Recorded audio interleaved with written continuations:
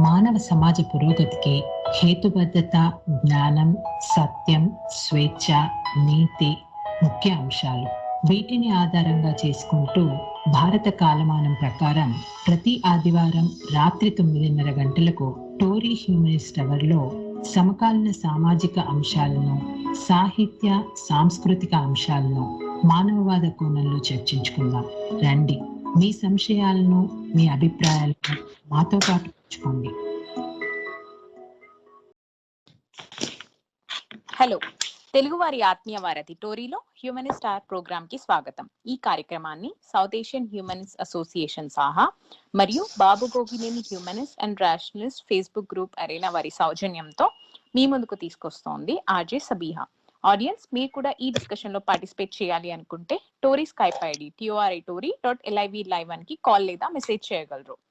So ఈ రోజు మనం మాట్లాడబోయే టాపిక్ పేరు ఎండ్ ఆఫ్ అరబ్ స్ప్రింగ్.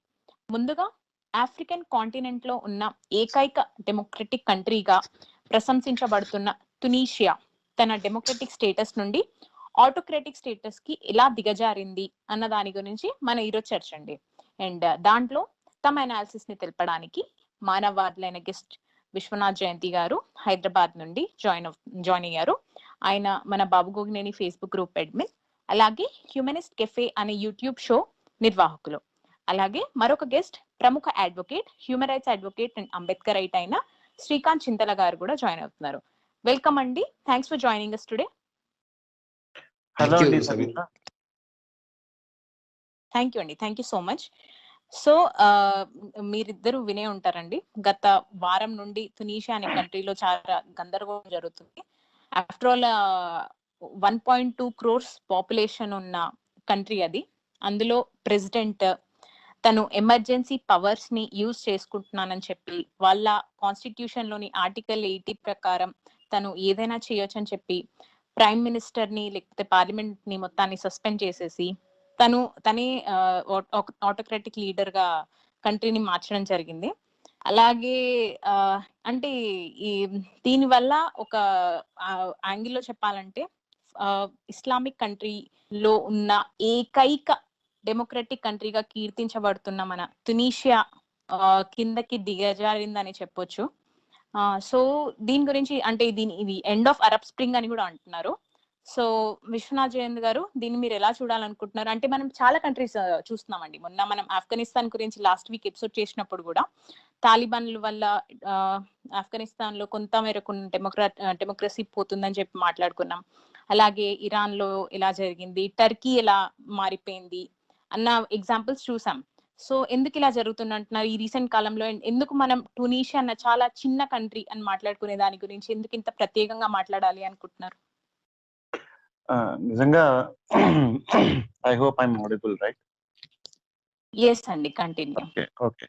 నిజంగా ఒక టునీషియా అనే కంట్రీ గురించి మనం ఈ రోజు హ్యూమనిస్ట్ అవర్ లో మాట్లాడుకుంటున్నాము అనే విషయం యాక్చువల్ గా కొంచెం ఆశ్చర్యంగా అనిపిస్తుంది చాలా మంది ఆడియన్స్ కి. మన కంట్రీతో సంబంధం లేదు. టునీషియాలో మెజారిటీ ముస్లిం సున్నీ పాపులేషన్ ఉన్నారు, 98%. సో మనకి పెద్దగా డిప్లొమాటిక్ రిలేషన్స్ పెద్ద కంట్రీ కాదు మెయింటైన్ చేసుకునేలాగా. అట్లనే మనతో పాటు మన ఇండియా కానీ లేదంటే వేరే దేశాలతో కానీ అంత పెద్ద ట్రేడ్ గురించినటువంటి దాని గురించి కాదు.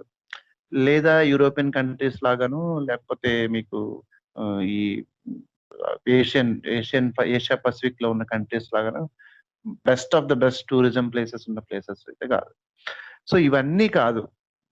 అయినా సరే మనం టునీషియా గురించి ఎందుకు మాట్లాడుకోవాలి, ఎందుకు ఈ రోజు మాట్లాడుకుంటున్నాం అంటే మనకి మన నేపథ్యం మనకి తెలుసు ఆల్రెడీ. నిన్న మొన్న ఏమైంది, టునీషియా అనేటటువంటి ఒక దేశం ఉంది. ఈ దేశంలో ప్రజాస్వామ్య ప్రభుత్వం రద్దయిపోయి అక్కడ ఉన్నటువంటి ప్రధానమంత్రిని, మంత్రిమండలిని తొలగించి అక్కడ ఉన్నటువంటి ప్రెసిడెంట్ ఎమర్జెన్సీ డిక్లేర్ చేస్తారు. సో ఆర్టికల్ మీరు ఆల్రెడీ చెప్పారు. మన దేశంలో కూడా ఒకసారి ఎమర్జెన్సీ అయింది, దాని తర్వాత పరిణామాలు జరుగుతున్నాయి. సో దాని తర్వాత మనం మళ్ళీ మన దేశంలో డెమోక్రసీ అనేది రీస్టోర్ జరిగింది మన దాంట్లో. ఇప్పుడు ఈ టునీషియాలో డెమోక్రసీ రీస్టోర్ జరుగుతుందా లేదా అసలు ఈ ఈ కంట్రీస్ లో డెమోక్రసీ అనేది లేకుండా ఉండేటటువంటి పూర్తిగా ఉండేటటువంటి లేకుండా ఉండేటటువంటి కంట్రీస్ లో ఎక్కువ ఆటోక్రటిక్ రూల్ కానీ లేకపోతే ఒక కింగ్ రూల్ కానీ అలవాటు పడినటువంటి మీకు సౌదీ అరేబియా తీసుకున్నా, కువైట్ తీసుకున్నా, లేదంటే దాని దగ్గరలో ఉన్నటువంటి ఏ కంట్రీ తీసుకున్నా సరే దాదాపు అన్ని కంట్రీస్ ఒక ఆటోక్రటిక్ ఒక పర్సన్, ఒక మోనార్క్ లేకపోతే ఒక కింగ్ రూల్ చేయడం, దాంతో ఇవన్నీ జరుగుతూ ఉంటాయి మనకి. సో ఇట్లాంటి దానికి అలవాటు పడిపోయిన సొసైటీస్ డెమోక్రసీ వైపు ఎట్లా వస్తాయి ఏంటి అనేది మనం ఒకసారి మనం డిస్కస్ చేసుకుందాం. అంతకు ముందు జరిగిన విషయాలు, ట్యునీషియా ఎందుకు ప్రత్యేకం, అలాగే మళ్ళీ డెమోక్రసీని రీస్టోర్ చేసే అవకాశం ఉందా లేదా ఏంటి, ఈ విషయాలు మనం ఈ రోజు మాట్లాడతాం. సో తప్పకుండా. మనకి ఏంటి అయితే ఏంటి, డెమోక్రసీ పోయింది, ప్రెసిడెంట్ వచ్చాడు, సింగిల్ మొనార్క్ వచ్చాడు అనేటటువంటి సిచ్యువేషన్ ఉంది. ఏంటి పోయింది అయితే ఏంటి అనేటటువంటి సింపుల్ గా మనకు అనిపిస్తా ఉంటది చాలా మంది మనకి. ఎందుకంటే మనకి ఈ మధ్య కాలంలో ఒక వ్యక్తి కేంద్రంగా జరుగుతున్నటువంటి రాజకీయాలుగా మన దేశంలో చూసుకున్నా సరే, మీకు ఇప్పుడు లేటెస్ట్ గా అంతకు ముందు జరిగినటువంటి యుఎస్ ఎలక్షన్స్ లో కానీ వేరే ఎక్కడైనా సరే ఒక వ్యక్తి కేంద్రంగా జరుగుతున్న ఎలక్షన్స్, లేదంటే అవి డెమోక్రసీ అయినా సరే ఆ టైప్ ఆఫ్ రూలింగ్, ఈ టైప్ ఆఫ్ దానికి మనకి చాలా కామన్ గా రాజకీయాలు ఆ కేంద్రీకరణ, అధికారం పూర్తిగా ఒకళ్ళ చేతిలో కేంద్రీకరణం అయిపోయినటువంటి మన సిచ్యువేషన్స్ ఇవన్నీ మనకి బాగా అలవాటు పడిపోయినాయి. మనం కూడా దాన్ని పెద్దగా సీరియస్ గా తీసుకునేటటువంటి సిచ్యువేషన్ అయితే లేదు. అండ్ అలాగే ఈ మధ్య కాలంలో అంటే టర్కీలో మిగిలిన అరేబియన్ దేశాల్లో జరుగుతున్నటువంటి టర్కీలో తర్వాత వేరే ఏది తీసుకున్నా సరే అంటే ఈ మధ్య కాలంలో వ్యక్తి కేంద్రంగా ఉన్నటువంటి సొసైటీ మనకు బాగా అలవాటైపోయింది. మన దేశంలో తీసుకున్నా సరే వేరే ఏ కంట్రీస్, చాలా కంట్రీస్ లో మనం చాలా ఎగ్జాంపుల్ చూసుకోవచ్చు. అట్లానే దాని చుట్టుపక్కల ఈ ట్యునీషియా తీసుకుంటే ఒక ఇస్లామిక్ కంట్రీ, దాని దగ్గరలో ఉన్నటువంటి టర్కీ తీసుకున్నా సరే, వేరే రీసెంట్ టైమ్స్ లో మనకి ఇప్పుడు ఆఫ్ఘనిస్తాన్ లో మన జరిగిన విషయాలు ఇవన్నీ కూడా చూసుకుంటే టర్కీలో పూర్తిగా ప్రెసిడెన్షియల్ రూల్ దగ్గర అంటే ఎలక్షన్స్ అవన్నీ నామమాత్రంగా ఉన్నా సరే ప్రెసిడెంట్ రూల్ ఆల్మోస్ట్ వచ్చేస్తుంది అక్కడ. అట్లానే ఇప్పుడు ఆఫ్ఘనిస్తాన్ నిన్న ఆఫ్ఘనిస్తాన్ గురించి కూడా మాట్లాడుకున్నాం. సో ఇదంతా ఏంటి, దీనికి ఇవంతా జరుగుతున్నప్పుడు మనం ఎందుకు ఈ ట్యునీషియాని అంత సీరియస్ గా తీసుకోవాలి అనే విషయాన్ని మనం ఒకసారి ఆలోచించుకుంటే, అంటే ఈ ట్యునీషియా అనేది ఒక అరేబియన్ చిన్న కంట్రీ, దీని గొప్పతనం ఏంటి, మనం ఒకసారి వివరాల్లోకి వెళ్తే గానీ దాని విషయాలన్నీ మనకు తెలియదు. ప్రజాస్వామ్య ప్రభుత్వం వెనక ఒక గొప్ప త్యాగం, దాని తర్వాత అదొక్కటి ఆ దేశంలోనే దాని యొక్క ప్రభావం ఆగిపోకుండా అది దాని చుట్టుపక్కల ఉన్నటువంటి దేశాలన్నిటిని ప్రభావితం చేసింది. దాదాపు 4 డిక్టేటర్లను గద్దెదించినటువంటి ఒక మూమెంట్ 2010 సంవత్సరంలో స్టార్ట్ అయింది. దాన్ని జాస్మిన్ రెవల్యూషన్ అంటారు యాక్చువల్గా. సో అది ట్యునీషియాలో స్టార్ట్ అయింది. అందుకని మనం ఈరోజు ఆ ట్యునీషియా గురించి మాట్లాడుకుంటాం. సో మిగిలిన కంట్రీస్ లో ఏదైతే ఫియర్ బ్యారియర్ అంటారు, ఒక ఆటోక్రటిక్ సొసైటీలో మనం ఏం చేస్తే ఏమవుతుంది, ఎంత మనం ఒక ప్రజల యొక్క మైండ్ సెట్ చూడండి. వాళ్ళకి జనరల్ గా ప్రజాస్వామ్య దేశాల్లో ఉండేటటువంటి హక్కులు కానీ, లేదంటే వాటికి కొన్ని ఉండేటటువంటి ప్రివిలేజెస్ కానీ ఇవేమి ఉండవు. ఏదైతే మనకి డిక్టేటర్షిప్ లో ఏదైతే కింగ్ ద్వారా మనకి హక్కులు ఉంటాయో, ఇవ్వబడతాయో, వాటిని మనకి ఒక దాన్ని ఏమంటారు, ఒక మానవ హక్కులు పూర్తిగా ఉండేటటువంటి సమాజంలో అయితే కాదు. సో ఎక్కడైనా సరే చిన్న పొరపాటు జరిగినా సరే చివరికి అది ఒక వ్యక్తి యొక్క లేదంటే ఒక సమూహం యొక్క ప్రాణాలకి హరించే విధంగా అక్కడ సిచ్యువేషన్స్ ఉంటాయి. సో అట్లాంటి దేశంలో వీధిలోకి వచ్చి ప్రొటెస్ట్ చేసి ఒక నలుగురు, దాదాపు చుట్టుపక్కల ఉన్న కంట్రీస్ లో ఉన్నటువంటి 4 డిక్టేటర్స్ కిందకి దింపినటువంటి స్ఫూర్తి ట్యునీషియా ఇవ్వగలిగింది. సో అందుకని మనం ఈ టునేషియాని ఒక ప్రత్యేకమైనటువంటి దేశంగాను, అలాగే ఒక ప్రత్యేకమైనటువంటి మూమెంట్ గాను మనం చెప్పుకోవాల్సి ఉంటుంది. సో ఒక 15 ఏళ్ళు 20 ఏళ్ళు మనం వెనక్కి వెళ్ళినట్లయితే టునేషియాతో సహా అరేబియన్ బెల్ట్ లో, మీకు ఇది జనరల్ గా నార్త్ ఆఫ్రికన్ కంట్రీస్, ఆ బెల్ట్ లో ఉన్నటువంటి దేశాలన్నీ పూర్తిగా నియంతృత్వ పాలనలో ఉంది. మీకు లిబియా తీసుకున్నా, మీ అక్కడ నుండి ప్రతిదీ, ఈజిప్ట్, అటువైపు ఆ నార్థన్ సైడ్ లో ఉన్న African countries, Islamic countries many of them, అటువైపు సిరియా గానీ, సముద్రానికి అవతల వైపు ఉన్నటువంటి సిరియా, మిగిలిన కంట్రీస్ లో కూడా జోర్డాన్, ఇవన్నీ కూడా ఇవన్నీ పూర్తిగా ఆటోక్రటిక్ రూలింగ్ లో ఉన్నాయి యాక్చువల్గా 20 సంవత్సరాలు వెనక్కి వెళ్తే. సో అక్కడి నుండి 2010 సంవత్సరంలో డిసెంబర్ 12 అనుకుంటే, నాకు డేట్ పర్ఫెక్ట్ గా గుర్తులేదు, బట్ డిసెంబర్ లో మహమ్మద్ బువాజీజీ అనేటటువంటి ఒక సామాన్య ఫ్రూట్ వెండర్, అంటే మనకి వీధుల్లో బండ్ల మీద ఫ్రూట్స్ అమ్ముకునేటటువంటి వెండర్ ఒక ఆయన చేసినటువంటి పని 1 నెల తిరగకుండానే ఆ దేశం యొక్క గతిని మార్చింది. ఆ మార్పు ఆ టునేషియాకి మాత్రమే పరిమితం కాకుండా చుట్టుపక్కల ఉన్నటువంటి అన్ని దేశాలకి వ్యాపించి అన్ని దేశాలని ఇన్స్పైర్ చేసి మనం కూడా మన హక్కులను సాధించుకోవచ్చు, ఈ నియంతృత్వ పోకడలకు వ్యతిరేకంగా మాట్లాడచ్చు, మనల్ని చంపేస్తారన్న భయం వీడి బయటికి వచ్చి వీధిలోకి వచ్చి గట్టిగా హక్కుల కోసం పోరాడచ్చు అనేటటువంటి స్ఫూర్తి ఏదైతే ఉందో దానికి మనం దాంట్లో ఉంటుంది. సో ఆ అన్నిటికి వ్యాపించి దశాబ్దాలుగా ఉన్నటువంటి నియంతృత్వ పరిపాలన, నిరంకుశ పరిపాలన కి వ్యతిరేకంగా ఉండేటటువంటి వాయిస్ ని బయటికి తీసుకురావడానికి ఇది కారణమైంది. సో టునేషియాలో ఏం జరిగింది అంటే, ఒక 23 సంవత్సరాల నుంచి తిరుగులేని ప్రెసిడెంట్ గా ఉన్నటువంటి బెన్ అలీ అనేటటువంటి ఆయన్ని గద్దెదించడం జరిగింది. అతను 16 రోజుల్లో 17 రోజుల్లోనూ 3 వారాలు అనుకోండి, ఒక 3 వారాల్లో అరేబియా దేశానికి సౌదీ అరేబియా దేశానికి పారిపోయాడు అక్కడి నుండి. సో దాని తర్వాత ఈజిప్ట్ లో ఏం జరిగింది అంటే, ఈజిప్ట్ లో ఉన్నటువంటి నియంత హోస్లీ ముబారక్ ఈయనని 18 రోజుల్లో దించారు. ఈ ప్రజా పోరాటాలు ఏవైతే ఏ స్థాయికి ఉన్నాయంటే చూడండి, ఫస్ట్ది 3 వారాలు తీసుకుంటే ఇది 18 రోజుల్లో, తర్వాత దించడం జరిగింది.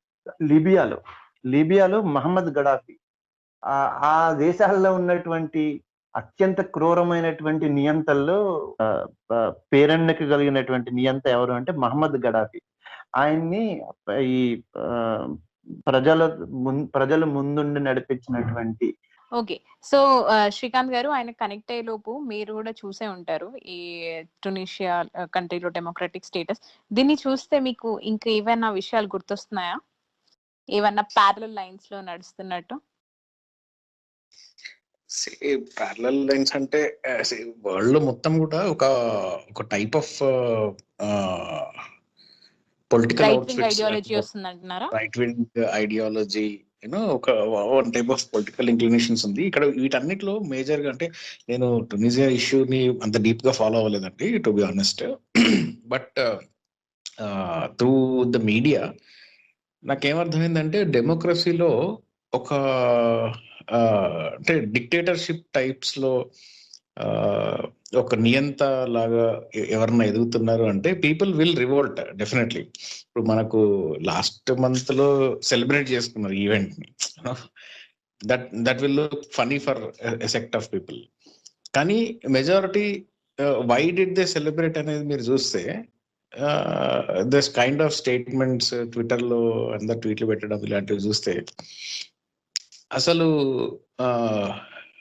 జనాలకి అది రియలైజ్ అవ్వట్లేదు where they are taking their own country. అనేది రియలైజ్ అవ్వట్లేదు. యా There are అవునండి. ఇప్పుడు కొంతమంది అయితే ప్రెసిడెంట్ గారు వచ్చి ఇప్పుడు ప్రైమ్ మినిస్టర్ గారిని లేకపోతే పార్లమెంట్ ని సస్పెండ్ చేశాక తునీషియాలో ఒక ఇంటర్వ్యూ చూసాను నేను. అందులో చాలా మంది పీపుల్ చెప్తున్నారు వీఆర్ వెరీ హ్యాపీ, మాకు డెమోక్రసీ వెళ్ళిపోయి ఇలా వచ్చిందని చెప్పి. ఫుడ్ లేకపోతే మాకు డెమోక్రసీ ఉండి కూడా ఏం లాభం అన్నట్టు మాట్లాడుతున్నారు చాలా మంది. యా అంటే అంతకు ముందు కూడా ఏం జరిగింది అనేది, అంటే ఇప్పుడు ప్రెసెంట్ మూవ్ని మనం చూస్తున్నాం, అంతకు ముందు కూడా ఏం జరిగింది అనేది కూడా అర్థం చేసుకోవాలి. మీకు కొంతమంది ప్రొటెస్ట్ చేస్తుంటే ఈ పాండమిక్ పీరియడ్ లో ఎకనామిక్ క్రైసిస్, ఎంప్లాయ్మెంట్ ఇలాంటి ఇష్యూస్ ఉండేవి, ఇఫ్ ఐఎమ్ నాట్ రాంగ్. దాన్ని ప్రొటెస్ట్ చేస్తుంటే the prime minister used his authority, office of అంటే అబ్యూజ్ ఆఫ్ ఆఫీస్ అథారిటీ చేసి లోకల్ ఆర్మ్డ్ ఫోర్సెస్ ని పబ్లిక్ ప్రొటెస్ట్లను ఆపడానికి he tried. So he tried to suppress the opponents. ఇప్పుడు మన కంట్రీలో కూడా చూస్తున్నాం, ఎవడన్నా ఏదన్నా మాట్లాడితే వాడి మీద సెడిషన్లు పెట్టేస్తారు, లేదంటే యూఏపీఎల్ పెట్టేస్తారు. పెట్టడం అవును, ఇట్లాంటిది కూడా జరిగాయి. So if you see the end of democracy అనుకుంటే we will think that it is bad. కానీ అంతకు ముందు ఏముంది అని ఆలోచించి విశ్లేషిస్తే మనం బ్రాడర్ పర్స్పెక్టివ్ లో బౌత్ ద యాంగిల్స్ లో చూస్తే ఏమవుద్ది అంటే, వాట్ లెడ్ టు అంటే జనాలు నాకు వీడు అవసరం లేదు, ఈ రూల్ అవసరం లేదు అనే స్థితికి వచ్చి at the cost of what, ప్రజాస్వామ్యం కూడా అవసరం లేదు, వీడు పోవాలి అనే ఒక ఆలోచన వచ్చింది. సో ఆ స్థితికి తీసుకురావడానికి, ఆ సివిల్ వార్ టైప్ లో ఒక సిచ్యువేషన్ ని క్రియేట్ చేయడానికి, what were the consequences, what did that prime minister do to the country? అక్కడ డెమోక్రసీ అంటే ఓటేసి పబ్లిక్ రిప్రజెంటేటివ్స్ ఉండి వాళ్ళు గెలిచేసి ఒక పార్లమెంట్ లో ముఖ్యమంత్రో లేకుంటే ప్రధానమంత్రో వాళ్ళు ఉండడం మన గవర్నెన్స్ ని పబ్లిక్ ఎలక్టెడ్ గవర్నెన్స్ చేయడం, అది కాదండి డెమోక్రసీ అంటే. That is only it is a way for representation, it's a representative democracy. కానీ అసలైన ప్రజాస్వామ్యం అంటే ఏంది అంటే, when we don't elect the dictators, మన నాయకుల్ని కాదు మన ప్రతినిధుల్ని ఎన్నుకోవాలి, మన పాలకుల్ని కాదు మనలో ఒకరిని ఎన్నుకోవాలి. అలాంటి మొరాలిటీ మీకు ఈరోజు ఇండియాలో కూడా మీకు కనిపిస్తుంది. బయట కూడా whether he is winning his government, Modi government లేదంటే KCR government, no this is public government, they are only the servants, వాళ్ళు ఓన్లీ మన రిప్రజెంటేటివ్స్, వాళ్ళు it's not their government, it is the people's government. అయితే మనం ఇప్పుడు కూడా చూడండి, మనకు ఇండియాలో కూడా హిందూ రాష్ట్రం కోసం మేమందరము, హిందూ రాష్ట్రం అంటే హిందూ లీడ్ చేసే రాష్ట్రం హిందూ రాష్ట్రం, వాళ్ళకి అసలు తెలియదు. Even if they are aiming for religious country, religious state కోసం ఫైట్ చేస్తున్నా కానీ వాళ్ళు దే డోంట్ నో దీని ద్వారా మనం ఏం చేయబోతున్నాం, అది ప్రజాస్వామ్యంగా ఉండబోతుందా, నియంతృత్వంగా ఉండబోతుందా, ఒక నియంత వస్తాడా, ఎవరు పరిపాలిస్తారు, ఎలాంటి ఫార్మ్ ఆఫ్ గవర్నమెంట్స్ ని మనం పెట్టుకుంటాం అనేది క్లారిటీ లేదు ఈ రైట్ వింగ్ ఐడియాలజీస్ వీళ్ళకి. లెఫ్ట్ వింగ్ అయితే మనం మాట్లాడుకోవాల్సిన అవసరం కూడా లేదు, ఎందుకంటే అసలు వాళ్ళు ప్రజాస్వామ్యంలో నమ్మని కూడా నమ్మరు, they don't believe in democracy. So ఈ ఎక్స్ట్రీమిస్ట్ ఐడియాలజీస్ ఏదన్నా కానీ మోరల్లెస్ ప్రజాస్వామ్యానికి, ప్రజా శ్రేయస్సుకి అనుకోవచ్చు ప్రమాదకరం. సో మీరు ఇక్కడ తునీజియాలో కూడా జరిగింది అదే. ఇప్పుడున్న సిచ్యువేషన్ కి పబ్లిక్ వచ్చి బయట అవుట్ రేజ్ ప్రొటెస్ట్లు ఎందుకు చేశారు, we don't want this fellow, we don't want this government ఎందుకు చేశారు? Okay, emergency had been utilised and then whatever has happened జరిగింది. కానీ దానికి public support, large scale public support ఉంది. సో అట్లాంటి సిచ్యువేషన్ లోకి ఒక కంట్రీ ఎందుకు వచ్చిందని మనం విశ్లేషణ కూడా చేయాలి. అప్పుడు మనకు ఇండియాని బహుశా అట్లాంటి స్థితిలోకి రాకుండా కాపాడుకునే ప్రయత్నం మనం చేయొచ్చు. పెనం మీద నుంచి పొయ్యిలో పడ్డట్టు అయింది పరిస్థితి వాళ్ళకి. ఇప్పుడు నెక్స్ట్ ఏం జరుగుతుంది? బాబాసాహెబ్ అంబేద్కర్ అంటే ఒక చాలా పవర్ఫుల్, చాలా స్ట్రాంగ్ కామెంట్స్ ఆయన ఫ్రీడమ్ మీద చేశారు. ఆయన ఏమంటారంటే, ఫ్రీడమ్ ఇండియాకి చాలా ఎర్లీగా వచ్చింది, ఈ డెమోక్రసీ మీద కానీ లేకుంటే ఈ స్వేచ్ఛ మీద కానీ ప్రజలకి పూర్తి అవగాహన లేకుండా, ఇది వచ్చిన తర్వాత మనం ఏం చేయాలి, దీంతో ఏం చేసుకోవాలి అని అర్థం కూడా కాని పరిస్థితుల్లో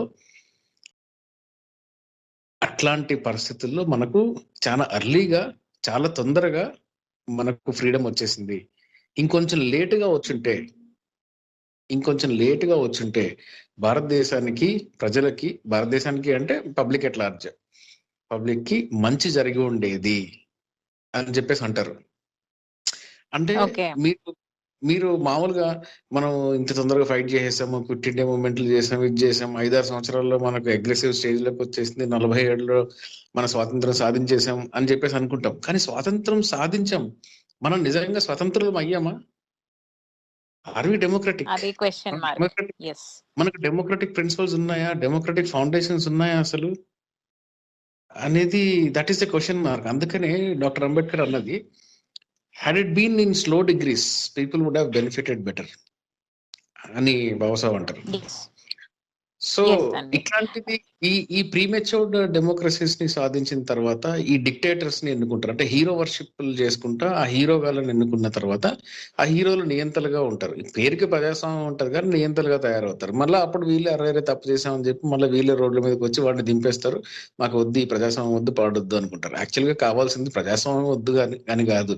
యాక్చువల్ గా కావాల్సింది పబ్లిక్ లో వాళ్ళు ఎలాంటి డెమోక్రసీని నిర్మాణం చేసుకున్నారు, వాళ్ళల్లో ఒక స్టేట్ కి వాళ్ళ what ever country it is, వాళ్ళ రాజ్యానికి, వాళ్ళ దేశాన్ని పట్ల వాళ్ళకున్న నిబద్ధత, ఎట్లాంటి సిస్టమ్స్ ని బిల్డప్ చేసుకుంటున్నారు అనే దానిలో అవగాహన పెంచుకోవాలి.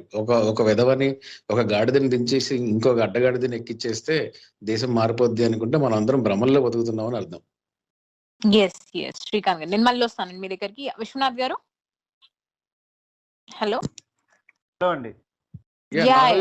విశ్వనాథ్ గారు, నవ్ యూర్ ఆడిబుల్ అండి. అదే టెక్నికల్ గా ఏదో రీజన్ ఉంటుంది నేను బ్యాక్ సైడ్, నాకు మీకు ఏదైనా కాల్ వచ్చి ఉంటుందేమో మధ్యలో. వచ్చింది కానీ మళ్ళీ రీకనెక్ట్ అయింది, but I don't know.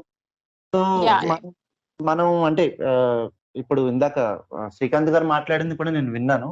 So అంటే ఇప్పుడు కన్క్లూజన్ వరకు అంటే ఇప్పుడు ప్రజలు ఎలా కోరుకుంటున్నారు, డెమోక్రసీ పడిపోయినందుకు ఆనందోత్సాహాలతో కొంతమంది ఉన్నారు అనేటటువంటి సిచ్యువేషన్ అక్కడ కనిపిస్తా ఉందని చెప్పి చాలా మంది అంటున్నారు. And that is true. ఒక కొంత సెక్షన్ ఆఫ్ ద పీపుల్, అంటే మెజారిటీ కాకపోయినా సరే కొంత section of the people they are supporting ఇప్పుడు జరుగుతున్నటువంటి పరిణామాలు ఏవైతే ఉన్నాయో. కానీ ప్రజలు పూర్తిగా అర్థం చేసుకోలేదు దాని విషయాన్ని. ఎందుకంటే మీకు టర్కీ కూడా మనకు ఒక ఎగ్జాంపుల్ చూడండి. టర్కీలో కూడా ప్రజాస్వామ్యయుతంగా ఒకసారి ఎన్నికైన తర్వాత దాని తర్వాత రెండోసారి ఎన్నికయ్యి రెండోసారి బుడిబుడి మెజారిటీ తోటి పెద్ద ప్రామిస్లు చేసి ప్రామిస్లని నిలబెట్టుకోలేక ప్రజల రిలైజేషన్ వచ్చి మెజారిటీ తక్కువ మెజారిటీతో రెండోసారి వచ్చి మూడోసారి ఎలక్షన్ లో ఓడిపోతానేమో అన్న భయంతో మతాన్ని ముందుకు తీసుకొచ్చి, ఒక మత యొక్క ఛాందసవాదాన్ని ముందుకు తీసుకొచ్చి మిలిటరీ టర్కీలో ఒక స్పెసిఫిక్ గా ఒక రకమైనటువంటి వాళ్ళ రాజ్యాంగంలో ఒక రకమైనటువంటి ఏర్పాటు ఉంటుంది. ఎప్పుడైనా సరే ప్రజాస్వామ్యం కనుక టర్కీలో పోతే దాన్ని మిలిటరీ రీస్టోర్ చేయాల్సిన బాధ్యత మిలిటరీకి ఉంటుంది అనమాట. మిలిటరీ కనుక రీస్టోర్ చేయడానికి రావడానికి వస్తే ఏమైందంటే టర్కీలో ప్రజలు ఎదురు తిరిగారు మిలిటరీకి. సిచ్యువేషన్ చూడండి. ప్రజల్ని అడ్డం పెట్టుకుని రెండోసారి రాజ్యాంగంలో స్పెషల్ పవర్స్ ప్రెసిడెంట్ కి ఉండేటట్టుగా రాజ్యాంగంలో మార్పులు చేసుకున్నాడు. సో ఇప్పుడు తెలీదు, ఇప్పటి వరకు తెలియదు. అది ఎప్పుడు తెలుస్తుంది? ఎప్పుడైతే అనుభవించారో అనే విషయం దాన్ని బట్టి తెలుస్తుంది. ఇంకొక విషయం చెప్తా, అంటే ఇప్పుడు డెమోక్రసీ బాలేదు మాకు, ఇట్లా ప్రెసిడెంట్ బెటర్ ఏమో, అతను పోవడం మంచిదే అనుకున్న చాలా మంది ఒక్కసారి అంటే చరిత్రని ప్రజలు తొందరగా మర్చిపోతారు, గతాన్ని తొందరగా మర్చిపోతారు. ఈ షార్ట్ మెమరీ ఉంటుంది పీపుల్ కి అని చెప్పి చాలా అందు ఉంటారు కదా. అవును. 2010 నుండి 2015 వరకు ఈ డెమోక్రసీని రీస్టోర్ చేసే ఈ ప్రాసెస్ లో అండ్ డెమోక్రసీ రాయిన తర్వాత ఈ ట్యునీషియాలో దాదాపు 62,000 మంది, మీరు ఇందాక జనాభా చెప్పారు కదా, ఢిల్లీ జనాభా కన్నా సగం ఉంటుంది, 1.2 crores 1.2 crores జనాభా. అందులో మీరు చూడండి 62,000 మంది పాత గవర్నమెంట్ యొక్క విక్టిమ్స్. ఏదో రకంగా వాళ్ళని గుర్తించి వాళ్ళ కథలు టెలివిజన్ లో ప్రసారం చేశారు. ఆ దానికి అంటే అంటే దాదాపు ముప్పావు వంతు మంది, అంటే పావు వంతు మంది విక్టిమ్స్ గా బయటకు సగం కంట్రీ పోయినట్టే. అవును, పావంతు బయటకు వచ్చారు విక్టిమ్స్ గా. ఇంకా బయటికి రాని వాళ్ళు ఎంతమందో మనం లెక్క పెట్టుకోవాలి. అందరూ బయటకు వచ్చే అవసరం కానీ అవకాశం కానీ ఉంటుందని మనకు తెలియదు కదా. సో అవును, అంటే ఏ ప్రజలైతే ఇప్పుడు ఇదే బాగుందని అనుకున్నారో అంతేకన్నా ఎక్కువ మంది అంతకన్నా పెద్ద స్థాయిలో అంతకు ముందు గవర్నమెంట్ తోటి అప్పటి ఆటోక్రటిక్ సొసైటీలో ఇబ్బందులు పడి మేము ఇలా విక్టిమ్స్ గా ఉన్నాము అని చెప్పి బయటకు వచ్చి బయట ప్రపంచం ముందు టెలివిజన్ల ముందు చెప్పుకున్నారు. సో దీన్ని మనం అంతగా సీరియస్ గా తీసుకోవాల్సిన అవసరం లేదు. అంటే ఇప్పుడు మనకి ఈ ప్రభుత్వం పోవాలి, మాకు డెమోక్రసీ పోతేనే మంచిది అనుకున్న ప్రభుత్వం ఏదైతే ఉందో దాన్ని మనం అంత సీరియస్ గా తీసుకోవాల్సిన అవసరం లేదు అని నా ఉద్దేశం అండి. నెక్స్ట్ ఇంకొక చెప్పాలంటే, అంటే ఈ ట్యునీషియా, యెమెన్ గాని, లిబియాలో గాని, సిరియా గాని, బహ్రెయిన్ లో గాని ఈ ఏదైతే మొనార్కీస్ ఉన్నాయో వాటిని పూర్తిగా కదిలించి వేసింది మొత్తానికి. సో బహ్రెయిన్ లో ఆల్రెడీ ప్రొటెస్ట్లు స్టార్ట్ అవుతున్నాయి. అతనికి సౌదీ అరేబియా నుండి సపోర్ట్ రావటం, ఆ మిలిటరీ ట్రూప్స్ సరౌండ్ చేసి కొంత భయానక పరిస్థితులు సృష్టించి అక్కడ ఉన్న ప్రొటెస్ట్లని కూల్ డౌన్ చేయడానికి, కామ్ డౌన్ చేయడానికి ట్రై చేస్తున్నారని మనం అర్థం చేసుకోవాలి. అట్లనే మీకు ఈ ట్యునీషియా ఇన్స్పిరేషన్ తోటి మన సౌదీ అరేబియాలో జరిగినటువంటి మార్పులు మనం ఒకసారి పరిశీలిస్తే చాలా అద్భుతంగా ఉన్నాయి. యాక్చువల్ గా మీరు ఒకసారి మన చరిత్రలోకి వెళ్తే మనకి సౌదీ అరేబియాలో ఇప్పుడు ఇది డిసెంబర్ 12 అనుకుంటే, ఎగ్జాక్ట్ డేట్ గుర్తులేదు. ఇక్కడ ఆయన మరణించిన రోజు డిసెంబర్ 12, 2010 ఇక్కడ నుండి స్టార్ట్ అయింది రెవల్యూషన్.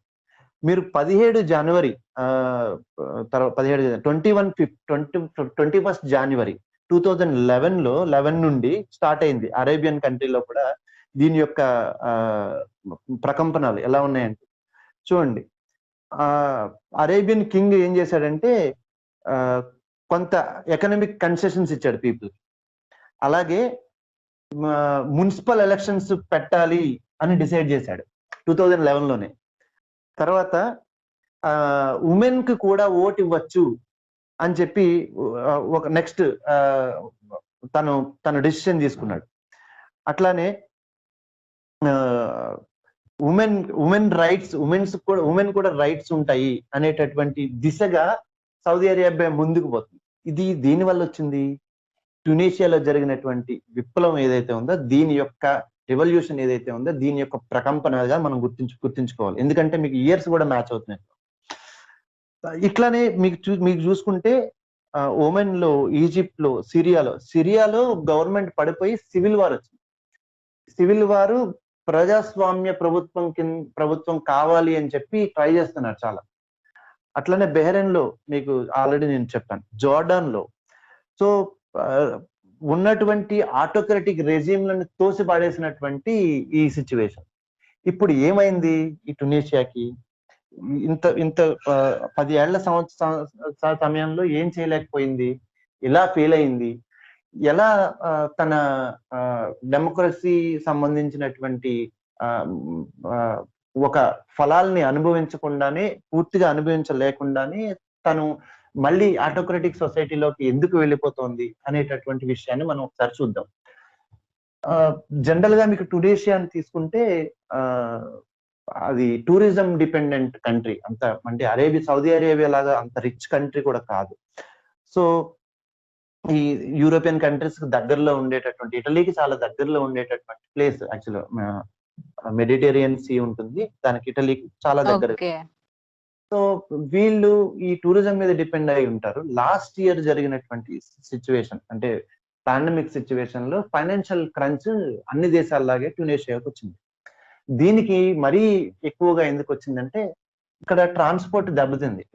దీని దగ్గర దీనికి మెయిన్ ఇన్కమ్ వచ్చే ట్రాన్స్పోర్ట్, తర్వాత టూరిజం పూర్తిగా షట్ డౌన్. మీకు ఆల్రెడీ తెలుసు కాబట్టి పాండమిక్ లో ఎక్కడ టూరిజంస్ ఫ్లైట్లు ఏం లేవు. అండ్ అంత గొప్ప టూరిస్ట్ ప్లేస్ కూడా కాదు. ఇంకా వెళ్ళక తప్పదు లైఫ్ లో ఒక్కసారైనా చూడాలి అనేటటువంటి గొప్ప టూరిజం ప్లేస్ కూడా కాదు. మేబీ ఇంకొక ఒక మూవింగ్ ఫార్వర్డ్ ఒక 4-5 డికేడ్స్ తర్వాత ఇది గొప్ప ప్లేస్ కావచ్చేమో, ఎందుకంటే వాళ్ళు అద్భుతంగా తీర్చిదిద్దుకునే పనిలో ఉన్నారు యాక్చువల్గా. సో అట్లాగా అలాంటి టైంలోనే జరగచ్చేమో. కానీ సిచ్యువేషన్ ఏంటంటే ఉన్న టూరిజం పూర్తిగా పోయింది. సో ఫైనాన్షియల్ గా చాలా ఇబ్బందులు ఉన్నాయి. ఫైనాన్షియల్ గా ఇబ్బందులు ఈ రోజు కొత్తగా వచ్చినాయి కాదు, అప్పుడు కూడా అంతకు ముందు కూడా 10 ఏళ్ల క్రితం కూడా అలాగే ఉన్నాయి. కానీ ఆ 10 ఏళ్ల క్రితం ఉన్న లైఫ్ ని చాలా మంది మర్చిపోయారు. నెక్స్ట్ ఇంకొకటి ఏంటంటే మీకు ఏదైతే ఫేస్బుక్ అంటే ఇప్పుడు టునేషియాలో జరిగినట్టు 18-20 రోజుల్లోనే మనకి ప్రభుత్వాలు ఎలా పడిపోయాయి, ఎంత పెద్ద పెద్ద గొప్ప ప్రభుత్వాలు అని అనుకుంటే, లేటెస్ట్ గా ఉన్నటువంటి Facebook, Twitter, social media revolution ఏదైతే ఉందో దాన్ని బాగా అద్భుతంగా వాడుకున్నారు ఆ టైంలో. సో దాన్ని పాజిటివ్ గా వాడుకుని దాని ద్వారా రివల్యూషన్ తీసుకురావడం సాధ్యమైంది. ఇప్పుడు ఏం జరుగుతుందంటే కౌంటర్ గా దాన్ని ఎట్లా మిస్లీడ్ చేయాలి జనాల్ని అనేటటువంటి టెక్నిక్స్ ఇప్పుడు ఈ రోజు ఉన్నటువంటి గవర్నమెంట్స్ కానీ, ఈ రోజు ఉన్నటువంటి ప్రభుత్వాలు కానీ దాన్ని ప్రతి గవర్నమెంట్ చేస్తూ ఉంటాయి. మనకు ప్రపంచంలో ఏ దేశాన్ని తీసుకున్నా దీనికి ఎగ్జామ్షన్ కానీ, యుఎస్ఏ, ఇండియా, ఈవెన్ మన దేశం కూడా చూసుకున్నా సరే దీంట్లో ఉన్నటువంటి నెగటివ్ పోస్టులు, వాట్సాప్ లో వచ్చేటటువంటి నెగటివ్ ప్రాపగండా, పాజిటివ్ ప్రాపగండా, ఒకరిని పైకెత్తడం, ఒకరిని దించడం, ఇవన్నీ చాలా కామన్ గా జరుగుతాం. యుక్త విచక్షణ అనేటటువంటి ఏదైతే ఇది ఉందో ప్రజల్లో చాలా మందికి ఎనాలిసిస్ చేయడానికి ఖాళీ ఉండదు. ఎనాలిసిస్ అందరూ చేయగలుగుతారు కానీ వాళ్ళకి ఖాళీ ఉండదు. ఇన్స్టెంట్ గా నీకు ఒక మెటీరియల్ దగ్గర పడి కానీ దాన్ని నిజం అనుకుని 10 మందికి ఫార్వర్డ్ చేసేటటువంటి మెంటాలిటీ ఏదైతే ఉంటుందో చాలా మందికి దాన్ని బేస్ చేసుకుని ఇది చేసేటటువంటి ప్రాపగండా. ఈ ప్రాపగండా థియరీ హిట్లర్ టైం నుంచే ఉన్నాయి, కొత్తగా ఏం రాలేదు. సో ఇప్పుడు ఇంకా మోర్ అడ్వాన్స్డ్ టూల్స్ తోటి, మోర్ రీచ్ తోటి మనకి అదిగో పులి అంటే ఇదిగో మేక అనేటటువంటి కథలుగా చెప్పేటటువంటి ఏదైతే నెరేటివ్ ఉంటుందో అలాంటి నెరేటివ్స్ మనకి అద్భుతంగా రాయటం, దాన్ని జనాల్లోకి వదలడం, ప్రచారం చేయడం, పెయిడ్ ప్రమోషన్ చేయడం, సో ఫేక్ న్యూస్ చేయడం ఇట్లా జరుగుతూ ఉంటుంది. దీన్ని యూజ్ చేసుకుని యాక్చువల్ గా ఈ టునేషియాలో జరిగినటువంటి సిచ్యువేషన్స్ ఏవైతే ఉన్నాయో ఇవన్నీ ఈ రోజు ఇట్లా మారినాయి. సో ఇది మనకి మన దేశంలో ఉన్నటువంటి పరిస్థితులు కానీ, లేదంటే టునేషియాలో ఉన్న పరిస్థితులు కానీ కొన్ని కంపారిజన్స్ మనం తీసుకోవచ్చు.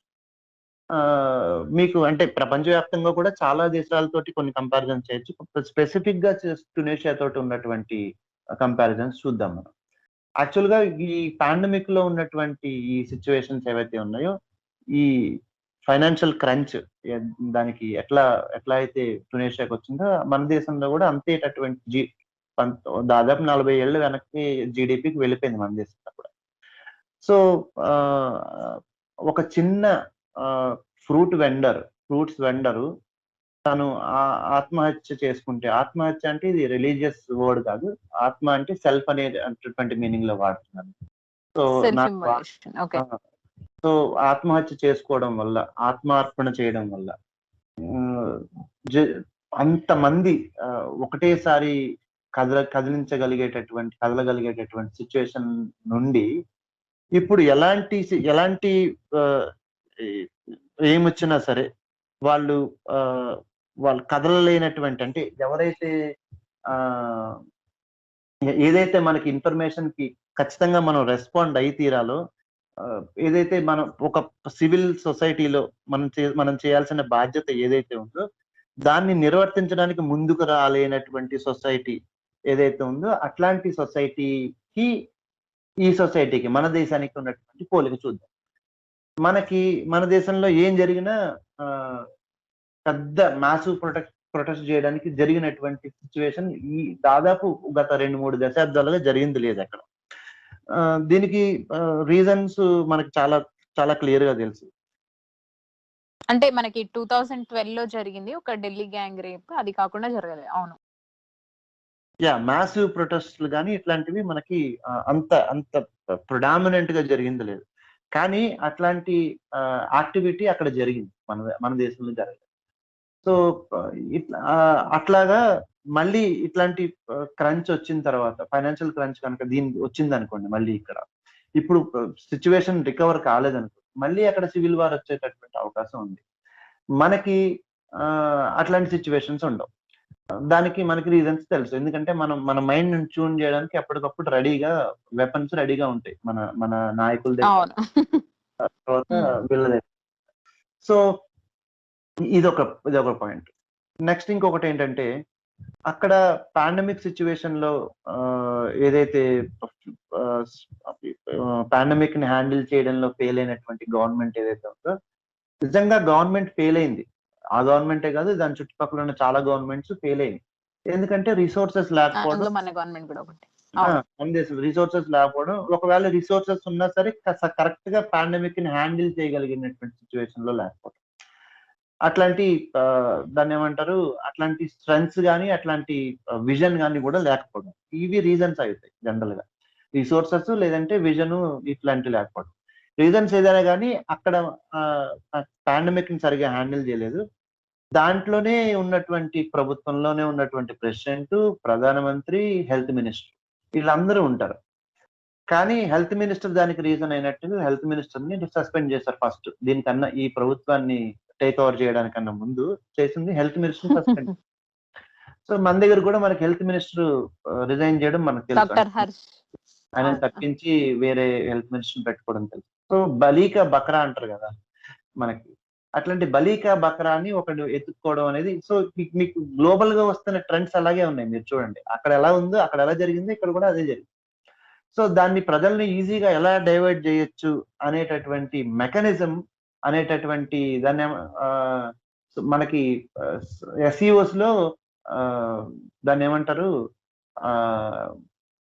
ఎన్క్రిప్షన్ కాదు, సమ్ అంటే మనం ఏం కావాలనుకుంటే అది మన కంటి ముందు కనిపించడానికి మనకి సోషల్ మీడియాలో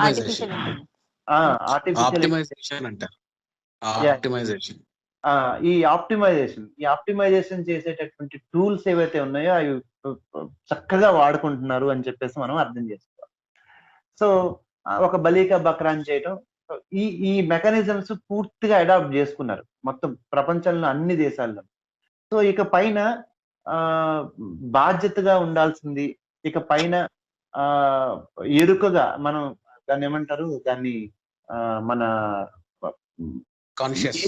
కాన్షియస్నెస్, ఏది కరెక్ట్ కాదు అనేటటువంటి సిచ్యువేషన్, మనం పరిస్థితుల్ని అంచనా వేయగలగడం, విశ్లేషణ చేయగలగడం, ఒక 10 మంది 20 మంది సొసైటీలో విశ్లేషణ మంచిగా చేసి వాటిని ప్రజల ముందు ఉంచి అటువైపు ఆ దిశగా ఉండేటటువంటి ఆలోచనలు చేసే విధంగా ప్రజలను సన్నద్ధం చేయడం, ఇలాంటి సిచ్యువేషన్స్ కనుక మళ్ళీ వస్తేనే గాని ఈ రకమైనటువంటి అంతకు ముందు వాళ్ళ ట్యూనింగ్ ఏదైతే ఉందో, ఈ ఆర్టిఫిషియల్ ఇంటెలిజెన్స్ ను వాడుకుని చేసే ట్యూనింగ్ ఏదైతే ఉందో, దాన్ని మనం మన ప్రజాస్వామ్యవాదులు ఎవరైతే ఉన్నారో వీళ్ళు తట్టుకుని ఉండడం అనేది దాదాపు అసాధ్యం.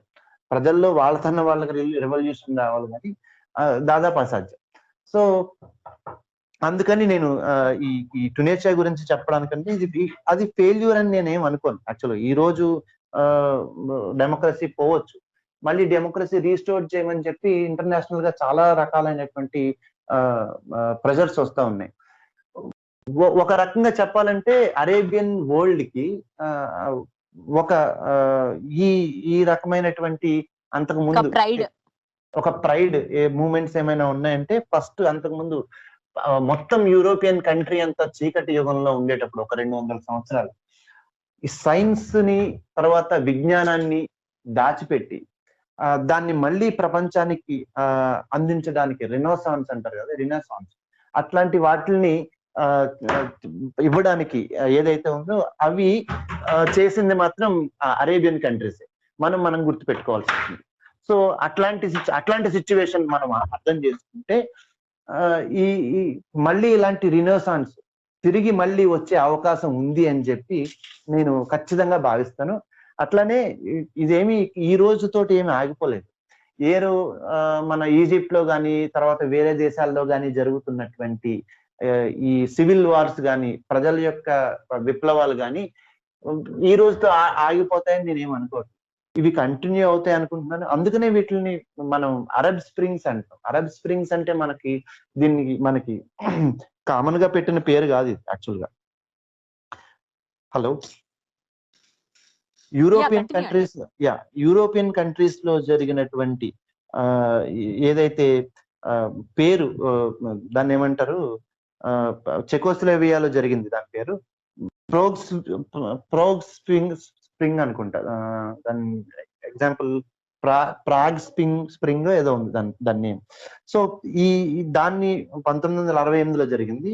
దాన్ని రిఫరెన్స్ గా తీసుకుని, అలాగే పీపుల్ స్ప్రింగ్ అని చెప్పి 19వ శతాబ్దంలో 1840 ప్రాగ్ స్ప్రింగ్ అది. సో దీన్ని పీపుల్ స్ప్రింగ్ అని చెప్పి 18వ శతాబ్దం, ఐ థింక్ అది 19వ శతాబ్దంలో జరిగినటువంటి పీపుల్ స్ప్రింగ్, దీన్ని ఇన్స్పిరేషన్ గా తీసుకుని, పీపుల్ స్ప్రింగ్ అంటే దాదాపు అన్ని యూరోపియన్ కంట్రీల్లో ఆటోక్రటిక్ సొసైటీస్ అన్ని పోయి డెమోక్రటిక్ కంట్రీస్ వచ్చినాయి ఆ టైంలో.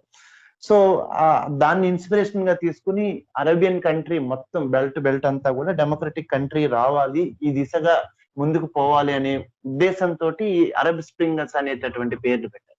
కానీ అరబ్ స్ప్రింగ్స్ పోయి ఇప్పుడు అరబ్ వింటర్ వస్తుంది. అంటే అరబ్ వింటర్ అంటే ఏంటంటే అక్కడ ఉన్నటువంటి ఏదైతే విప్లవాలు జరుగుతున్నాయో ఆ విప్లవాలు జరిగిన తర్వాత దాన్ని ఆ పవర్ ట్రాన్సిషన్ ఏదైతే ఉందో దాన్ని ఒడిచి పట్టుకునేటటువంటి దాన్ని సరైన దిశలో నడిపించి ప్రజాస్వామ్యం వైపుగా నడిపించేటటువంటి నాయకత్వం లేని కారణంగా అక్కడ చిన్న చిన్న గుంపులుగా ఉండేటటువంటి విప్లవకారులు, లేదంటే అధికారం కోసం తాపత్రయపడేటటువంటి గుంపులు, అట్లానే మతతత్వ రాజ్యాన్ని స్థాపించాలనుకునేటటువంటి కుంచితమైనటువంటి మెంటాలిటీలో ఉండేటటువంటి గ్రూపులు, అట్లానే తీవ్రవాద సంబంధించినటువంటి గ్రూపులు, వీళ్ళందరూ కలిసి వీళ్ళు చేస్తున్నది ఏంటి, వెళ్ళి అక్కడ ఉన్నటువంటి మన గవర్నమెంట్ ఎప్పుడైతే స్ట్రాంగ్ గవర్నమెంట్ ఎప్పుడైతే పడిపోయిందో దాని ఆపర్చునిటీని యూజ్ చేసుకుని కొత్త గవర్నమెంట్ ని వీళ్ళు స్థాపించడానికి ట్రై చేస్తున్నారు. అట్లనే జరుగుతుంది. అలాగే అరేబియన్ కంట్రీస్ లో ఉన్నటువంటి rich Saudi Arabia country, Kuwait ఏవైతే కంట్రీస్ ఈ రెండు ఉన్నాయో, ఈ రెండు అక్కడ ప్రెసిడెంట్స్ కనుక పోయి డెమోక్రటిక్ కంట్రీస్ వస్తే మన దేశంలో కూడా ఇట్లాంటి ఛాన్సెస్ ఉన్నాయి, మనం డిక్టేటర్షిప్ కి మన కింగ్షిప్ కి తేడా వచ్చే అవకాశం ఉంది అనేటటువంటి ఉద్దేశంతో ఈ సివిల్ వార్ ని అణిచివేయడానికి స్పాన్సర్షిప్ చేస్తా ఉన్నారు.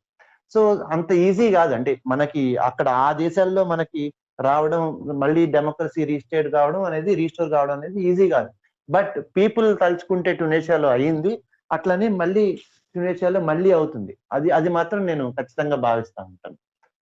అవునండి. Even as per statistics 30% of the population we don't believe in any religion అని నమ్ముతారు ట్యునీషియాలో. ఈవెన్ 98% సున్నీ ముస్లిం పాపులేషన్ అయినా కూడా దే సే దిస్. అది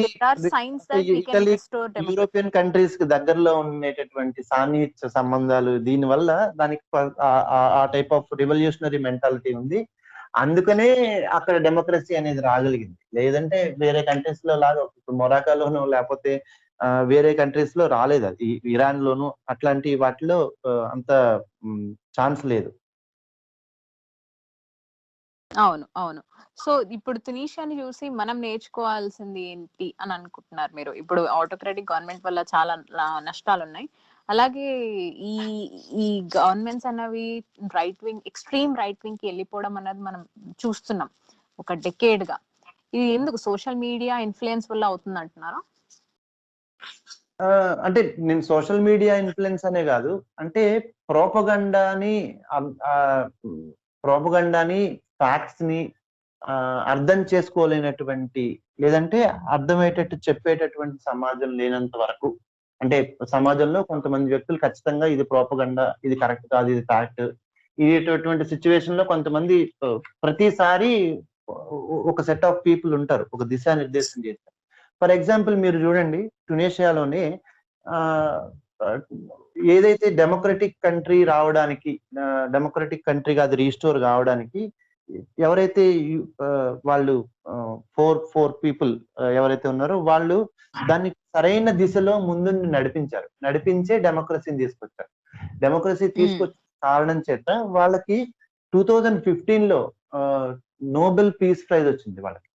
సో నెక్స్ట్ ఇంకొకటి, ఈ పవర్ ట్రాన్సిషన్ జరిగినప్పుడు డెమోక్రసీ వైపు జరిగింది కాబట్టి మీరు చూడండి, లీస్ట్ నెంబర్ ఆఫ్ డెత్స్ అంటే జీనోసైడ్ అంటాం కదా, ఈ లీస్ట్ నెంబర్ ఆఫ్ డెత్స్ ఉన్నది టునేషియాలోనే. ఏది చేంజ్ గవర్నమెంట్ ట్రాన్సిషన్ జరిగే ప్రాసెస్ లో. ఓకే, దట్స్ అచీవ్మెంట్ అసలు. ఎస్, అదే వేరే కంట్రీస్ తీసుకుంటే ఇంకా ట్రాన్సిషన్ ఇంకా జరగకుండానే డెమోక్రసీ వైపు ఈ స్ట్రగుల్లోనే చాలా మంది చనిపోవడం జరిగింది. ఆ చుట్టుపక్కల ఉన్న కంట్రీస్ నేను ఇందాక ఏదైతే రిఫర్ చేశానో, యెమన్ గానీ, సూడాన్ గానీ, ఇరాక్ గానీ, తర్వాత బెహరీన్ గానీ, సౌదీ అరేబియా గానీ, ఈజిప్ట్ గానీ, సిరియా గానీ, ఇవి ఈ కంట్రీస్ అన్నిటిలో కూడా మీకు జార్డాన్ గానీ కంట్రీస్ లో కానీ డెత్ ఎక్కువ కంపారిటివ్లీ ట్యునీషియాతో పోల్చుకుంటే. సో డెత్ టోల్ చాలా ఎక్కువ వీటిల్లో. ఏది ఈ గవర్నమెంట్ ట్రాన్సిషన్ జరిగిన తర్వాత కూడా లెక్క పెట్టుకున్నా సరే ట్యునీషియాలో మొత్తం జరిగింది 338 మంది ఒక number of people death toll అనేది. మిగిలిన కంట్రీస్ లో అలా కాదు, ఇంకా ట్రాన్సిషన్ జరగకుండానే స్టార్ట్ అయింది. And they are more than 2000 ఉన్న వాళ్ళు కూడా ఉన్నారు ఆ కంట్రీస్. సో దాన్ని బట్టి మనం అర్థం చేసుకుంటే ఏంటంటే, తక్కువ జీనోసైడ్ జరిగి స్మూత్ ట్రాన్సిషన్ జరిగి మంచి గవర్నమెంట్స్ రావాలంటే democracy is the finest option అనేది ప్రపంచంలో ఇప్పటి వరకు నిరూపించబడిన వాస్తవం. నిజంగా చెప్పాలంటే ఆఫ్ కోర్స్ మనకి డెమోక్రసీలో కూడా అంటే ఒక కంట్రీ డెమోక్రటిక్ గా మారిపోయిన వెంటనే సమస్యలన్నీ తీరిపోతాయి అనేది ఖచ్చితంగా జరగదు. ఫైనాన్షియల్ గా స్టేబుల్ అవ్వాలన్నా సరే డెమోక్రటిక్ కంట్రీకి ఎంత టైం పడుతుందో ఆటోక్రటిక్ కంట్రీకి కూడా అంతే టైం పడుతుంది. ఇంకా డెమోక్రటిక్ కంట్రీస్ కి ఒక మోర్ ఛాన్సెస్ ఉంటాయి. ఎందుకంటే ఫర్ ఎగ్జాంపుల్ ఇప్పుడున్న సిచ్యువేషన్ లో, గ్లోబల్ సిచ్యువేషన్ లో ఏదైనా బిజినెస్ స్టార్ట్ చేయాలన్నా, అవుట్ సైడ్ నుంచి ఇన్వెస్ట్మెంట్ రావాలన్నా, లేదంటే వేరే కంట్రీస్ నుంచి ఇన్వెస్ట్మెంట్ రావాలన్నా ఒక సేఫ్ హార్బర్ ని చూసుకుంటారు. ఏ ఇన్వెస్టర్ అయినా సరే, నేను వెళ్ళి నా మనీని రిస్క్ లో పెట్టుకోలేను కదా. సో ఏదైతే బిజినెస్ చేయాలనుకునే వాళ్ళు ఎవరైతే ఉన్నారో వాళ్ళు ఖచ్చితంగా ఎక్కడైతే సేఫ్ హార్బర్ ఉంటుందో అక్కడ మాత్రమే ఇన్వెస్ట్ చేయాలనుకుంటారు. సో డెఫినెట్ గా ఆటోక్రటిక్ సొసైటీల్లో కానీ, లేదంటే మనం చైనాని ఎగ్జాంపుల్ గా చూపించుకోకూడదు ఈ విషయంలో, లేదంటే వేరే టెర్రరిస్ట్ కంట్రీస్ లో కానీ ఎవడు డబ్బులు పెట్టి లాస్ అవ్వాలని ఇది పక్కన పెట్టండి. మీకు గ్లోబల్ గా చాలా కంట్రీస్ కి టూరిజం అనేది చాలా ఎక్కువ ఇన్కమ్ తీసుకొస్తా ఉంది. నిజంగా చెప్పాలంటే ట్యునీషియా లాంటి కంట్రీకి అది మెయిన్ సోర్స్ ఆఫ్ ఇన్కమ్. అట్లానే సింగపూర్, మలేషియా, మనం ఏషియన్ కంట్రీస్, మాల్దీవ్స్ ఇవన్నీ తీసుకున్నా సరే ఇవన్నిటికి ఒక టూరిజం అనేది ఒక main source of income. So ఇట్లాంటి సిచ్యువేషన్ లో ఒక మంచి సేఫ్ కంట్రీ అయితే బెటర్, లేదంటే నేను ఆ కంట్రీకి వెళ్తే మళ్ళీ తిరిగి వస్తానో లేదో తెలియదు, అలాంటి సిచ్యువేషన్ ఉన్న కంట్రీకి ఎవడో టూరిస్ట్ కి వెళ్దామని ఎవడో అనుకోడు. సో ఇది కూడా మనం ఒక దాన్ని అర్థం చేసుకోవాలి. సో ఎలాంటి పరిస్థితుల్లోనైనా ఎక్కువ ఆపర్చునిటీస్ డెమోక్రటిక్ రిజిమ్స్ లోనే ఉంటాయి. అంటే అదే ఇందాక చెప్పినట్టుగా చైనాని ఈ విషయంలో ఎగ్జాంపుల్ గా తీసుకోకూడదు. వేరే దానికి చాలా వేరే రీజన్స్ ఉన్నాయి కాబట్టి దాన్ని వేరేగా మాట్లాడుకోవాల్సి ఉంటుంది. కానీ మిగిలిన ఏ కంట్రీని తీసుకున్నా సరే ఇదే వాస్తవం, వేరే దానికి మనం చూడాల్సిన అవసరం లేదు. కాబట్టి డెమోక్రసీ అనేది ఓన్లీ ఆప్షన్. దాన్ని ఎంత తొందరగా రీస్టోర్ చేసుకుంటే ఆ కంట్రీస్ కి చాలా మంచిది. అండ్ ఆ దిశగా చర్యలు జరగాలని చెప్పి నేను కోరుకుంటూ ఉన్నాను. ఎస్ అండి, థ్యాంక్ యూ విజయ్ గారు. అండ్ శ్రీకాంత్ గారు, మీరు ఏమైనా యాడ్ చేయాలనుకుంటున్నారా? No, nothing. యాక్చువల్లీ విశ్వనాథ్ గారు చాలా ఎలాబొరేటివ్ గా చెప్పారు. I was not getting into actualities of Tunisia because నేను దాన్ని స్టడీ చేయలేదు. బికాస్ నాది ఓన్లీ ఇండియన్ మీడియా రిపోర్ట్ చేసినవి కొన్ని ఫ్యూ ఆర్టికల్స్ చూశాను. So I have no first hand information దాని మీద. But what I can say is you know democracy అనేది డెఫినెట్లీ ప్రతి దేశానికి కూడా అవసరము. ప్రోగ్రెస్ కి మనం అన్ని countries and world as a whole progress అవ్వాలి అన్నా కానీ డెమోక్రటిక్ ప్రిన్సిపల్సే ఉండాలి దాంట్లో. డెమోక్రసీ అంటే నాట్ మేర్లీ యూనో ఎలక్షన్స్ ఒకటే డెమోక్రసీ కాదు.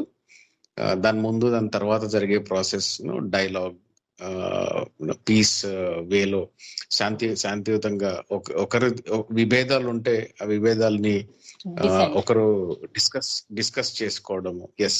డిస్కస్ ఈ ప్రిన్సిపల్స్ అన్ని కూడా సమాజంలో ఎంబడీడ్ గా రావాలి. ఇవన్నిటితో కలిసి బిల్డ్ అయిన దాన్ని డెమోక్రసీ అని చెప్పుకోగలం. జస్ట్ ఎలక్షన్స్ పెట్టుకొని ఒకరు మారితే ఇంకొకరు వచ్చారు అనే దాన్ని పెద్ద డిఫరెన్స్ ఏమి ఉండదండి. ఎందుకంటే రీసెంట్ ఫినామినల్స్ లో చూసాం మనం 2000 ఇప్పుడు వీళ్ళది 2010-11 ఏదో టునేజియాలోనే ఐ థింక్ 4-5 కంట్రీస్ లో ట్రాన్స్ఫర్మేషన్ జరిగింది కూడా అక్కడ. దాని తర్వాత కూడా మధ్యలో నేను లాంగ్ బ్యాక్ చూసినప్పుడు కూడా కొన్ని ఆర్టికల్స్ చూసాను అల్ జజీరా వాళ్ళు వెళ్ళవే. ఐ డోంట్ థింక్ పెద్ద డెమోక్రటిక్ ప్రిన్సిపల్స్ ఏదో ఫాలో అయిపోయి వీళ్ళందరూ ప్రాపర్ డెమోక్రటిక్ సిస్టమ్ ని సెటప్ చేసుకున్నారని నేను అనుకోను. But there was definitely efforts అయితే ఉన్నాయి. అండ్ రీసెంట్ ఫినామినాస్ కూడా అంత నేను చెప్పినట్టు చాలా ఎర్లీగా మాకు ఒక డిస్కంటెంట్ తో పూర్తిగా రియలైజ్ కాకముందే జస్ట్ డిస్కంటెంట్, మాకు వీడొక నియంత వీడొద్దు అన్న దానిలో నుంచి ఒక వ్యతిరేకత ధోరణిలో వాళ్ళు ఆల్టర్నేటివ్ వెళ్ళారే తప్ప వాళ్ళకి ఏం కావాలో దాని మీద ఆ ప్రిన్సిపల్స్ మీద ఫౌండేషన్ మీద సమాజాన్ని నిర్మాణం చేసుకున్నారు అని నేను అనుకోవట్లేదు. బట్ అది జరగాలి. It is a process, it's a long process, జరగాలి. ఇలాంటి రెవల్యూషనరీ స్టెప్స్ తీసుకున్నప్పుడు అట్లాంటి సమాజ నిర్మాణానికి మంచి అవకాశాలు కలుగుతాయి అని చెప్పేసి నేను అనుకుంటున్నాను. ప్రపంచంలో వరల్డ్ హిస్టరీలో ఇప్పుడు దాకా రెవల్యూషన్ తర్వాతనే సమాజ నిర్మాణం జరిగింది. అది తునిజియాలో కూడా వస్తుంది అని విశ్వనాథ్ గారు అన్నట్టు తునిజియాలో కూడా మళ్ళీ డెమోక్రసీ రీస్టోర్ అవ్వాలని, అండ్ అయినప్పుడు ఒక స్ట్రాంగ్ డెమోక్రటిక్ ప్రిన్సిపల్స్ ఆధారంగా నిజమైన ప్రజాస్వామిక వేదికలు, ప్రజాస్వామ్యబద్ధమైన ఒక వ్యవస్థ నిర్మాణం చేస్తే అది సస్టైన్ అవుతుంది అని నేను అనుకుంటాను. మేర్ పొలిటికల్ డెమోక్రసీ ఒకటే సరిపోదు, సోషల్ డెమోక్రసీ కూడా కావాలి. సామాజికంగా మనకు ప్రజాస్వామ్యం కావాలి, ఓన్లీ రాజకీయ ప్రజాస్వామ్యం.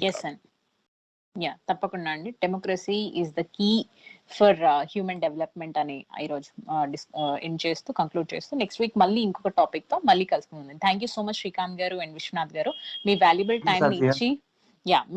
టైం ఇచ్చి మాకు ఈ అనాలిసిస్ ఇచ్చినందుకు. వెరీ సారీ, మధ్యలో చాలా సార్లు డిస్కంటిన్యూ అయింది, డిస్కనెక్ట్. నో ప్రాబ్లం అండి.